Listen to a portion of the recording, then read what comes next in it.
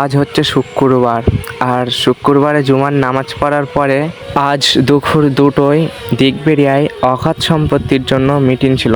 বন্ধুরা সবাই মিলে বেরিয়ে পড়লাম।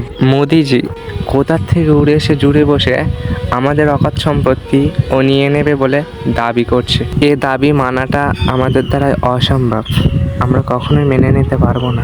মুসলমান প্রস্তুতি নাও, বিশাল লড়াই হবে। লড়াই, সেই লড়াইয়ে এক পক্ষে থাকবে কুফর, আরেক পক্ষে থাকবে ঈমান। সেই মৌলানা আবুল কালাম আজাদ লালকেল্লার উপরে দাঁড়িয়ে গেলেন। লালকেল্লায় দাঁড়িয়ে বললেন, হে মুসলমান, তোমরা যাচ্ছ কোথায়?